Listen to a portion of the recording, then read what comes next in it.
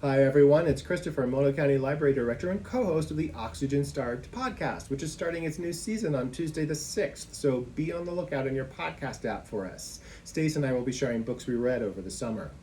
For today's Book Talk Friday, I've chosen a new book that I'm telling a lot of people about. It just came out in August, The Wild Hunt by M.S. Seckel.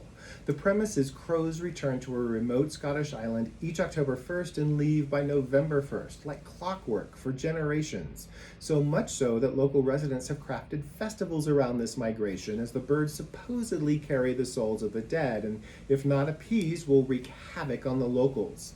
This story is set a few years after World War II, when so much of Britain is still recovering from the loss of so many family and friends to the war. And this particular year, the number of crows is huge, and their menacing begins to step across the line into outright damage and injury to the locals.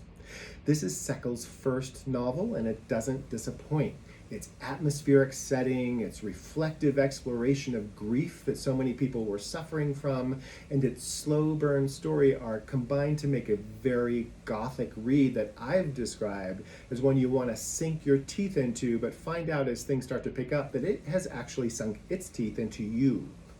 While the plot hinges on this folklore around the birds, Seckel has adapted, bringing it down to a very human level, as each character in the small village explores their own loss, often internalizing the horrors of war that are too disturbing for them to say out loud. In this sense, it makes the reader think how mentally suffocating it must have been for people to leave the horrors of war behind, yet be expected to pick up where they left off in a small village, where the gaps of so many who didn't make it back are so visible, and where the person next to you at the pub or the grocery store would never be able to understand the deep-seated grief you wade through just to get through the day. The Wild Hunt came out to great reviews. It hit a number of best of lists. I loved it. I will also point out in the podcast when I talk about this book, I refer to the birds as ravens when they are crows. My mistake. My apologies to Ms. Seckel. This is my personal copy. I'm donating it to the library, so give it a few days to make it to the shelves. Now, my pick for the older title this week is going to be obvious to some of you then. Daphne du Maurier's The Birds. We have it in this collection of her short stories. It was first published in 1952 and made most famous when Hitchcock turned it into a very successful horror movie of the same name a decade later. Similar to The Wild Hunt, du Maurier's story is set in the years immediately after World War II in a small, remote British village by the sea.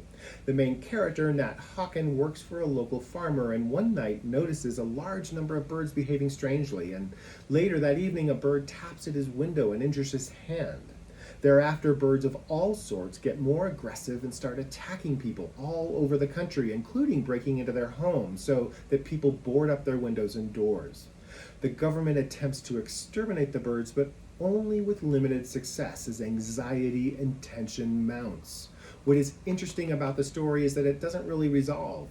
Du Maurier doesn't decisively give a win to the people or the birds, prompting many readers to call it an allegory, either for the lack of safety people felt during the air raids of the war itself, or for the ongoing, unresolved anxiety of the Cold War, which was beginning to pick up steam in the 1950s.